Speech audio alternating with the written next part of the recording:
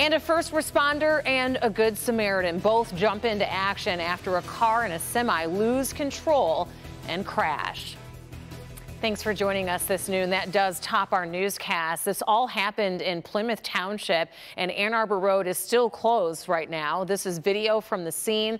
The Plymouth Township Fire Chief is telling us that this overpass was covered in ice this morning, which is what caused this crash. Victor Williams joins us now live from the scene with new information and also how those victims are doing.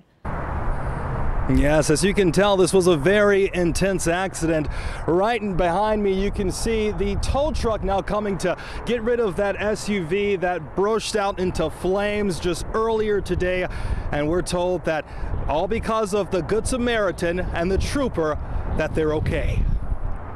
A father and son are now in the hospital following a fiery crash that happened on Ann Arbor Road. We're told ice on the overpass is what caused this semi and this SUV to collide with each other around 7:45 this morning, resulting in the SUV bursting into flames. Inside was a father and son who had to be pulled out by a state trooper and a man who was passing by. Battalion Chief Chris Mack says both are now receiving medical care. The father in critical condition, the son stable. They both have pretty substantial injuries, but the trooper and the passerby are the ones who I feel are heroes here today with pulling them out. And you can expect Ann Arbor Road to be closed off as they work to get rid of that tractor as well. Reporting live in Plymouth, Victor Williams, Local 4. All right, well, hopefully they make a full recovery. Victor, thank you. We do want to take a closer look at where we stand right now in Michigan and across the U.S. as it relates to the coronavirus pandemic. Michigan Medicine has added visitor restrictions at its hospitals and clinics to curb the spread of COVID-19. You can find all of those details on our website at clickondetroit.com. We are also expecting those new coronavirus case numbers later this afternoon. But on Monday, Michigan reported 12,763 new cases over a 2-day period. And this is a total from Sunday and Monday. We have lost another 55 people to this virus. The United States passes 11,220,000 coronavirus cases, and more than 247,000 people have died from this virus. These are the numbers from the Johns Hopkins University database. And as daylight wanes and the mercury drops, coronavirus cases and deaths are continuing to climb.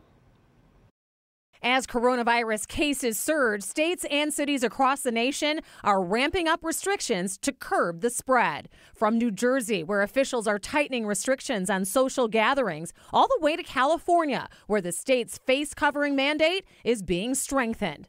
We are seeing community spread broadly now throughout the state of California. The reason for the ramped up restrictions is because the pandemic keeps getting worse by the day. The U.S. added 1 million cases in just 6 days, topping 11 million total on Sunday. Hospitalizations are also up at record levels, topping 73,000 on Monday, according to the COVID Tracking Project. Dr. Anthony Fauci, the nation's top infectious disease expert, says roughly 1,000 people are dying every day on average.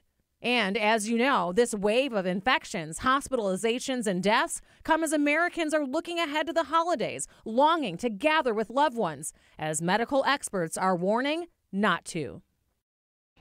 The Michigan Education Association today said that most of its members feel it will not be safe to resume in-person learning in schools this coming January. The MEA released the results of public school teacher survey, and one report found that 37% of teachers instructing remotely must report to their school building. The MEA has a problem with that. We have members who have been forced to go back into school buildings teaching virtually who have contracted COVID because they have had to go back and forth from their home to their school when they could have taught in their home and stayed safe. The MEA also voiced strong support for the upcoming 3-week pause in all in-person education across the state. We'll have more on the MEA report on Local 4 News in later editions of our newscasts and on clickondetroit.com. Meanwhile, developing right now a dramatic change in leadership for Farmington Public Schools. During last night's school board meeting, members accepted the resignations of the superintendent, Robert Herrera.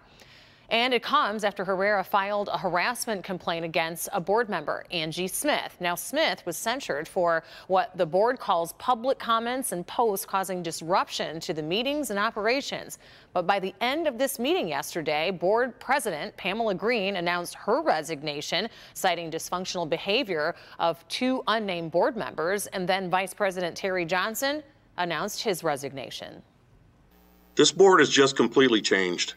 It's really unfortunate that we've actually gotten to a position where we can't even disagree without being disagreeable.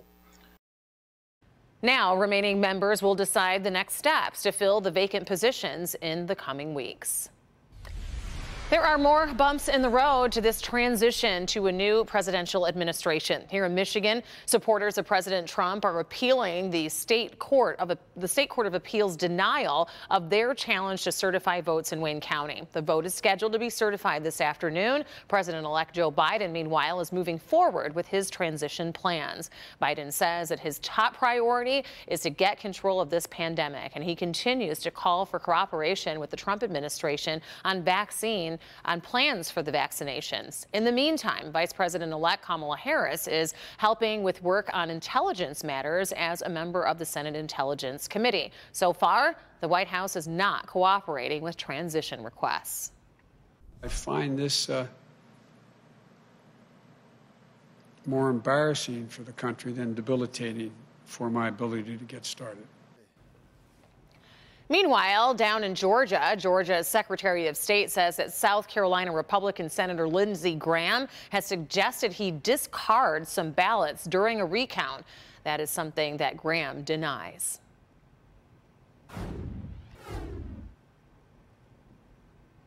Time now to take a look outside where we're seeing a mix of clouds and sun. But it is cold. Let's get the very latest from Brandon, because although it's cold for today, we are going to see a little bit of a warm-up later in the week. Yes, so pack your patience and know that if you haven't been outside already, it's deceptively chilly. You see a little sun, and temps are mainly in the middle 30s. 33 Lapeer, 34 Metro, 35 Monroe, 36 there live in Ann Arbor. But notice the winds out of the west-northwest are right there around 20 miles an hour, gusting 20 to 30. And the winds are the issue. We have wind chills in the teens to low and middle 20s for the rest of the afternoon, with temps getting into the, again, middle 30s, which is right where we are now, a few degrees warmer, and a few flakes and flurries flying out there. Rhonda, we'll take a closer look at any more expectations for snow, rain. We do have a warm-up ahead, so it's more liquid than frozen. Back to you. New at noon. An Oakland County woman who pled guilty to manslaughter, killing her husband, always claimed it was self-defense. Well, now she's out of prison after 20 months. We were there and we'll show you the emotional release.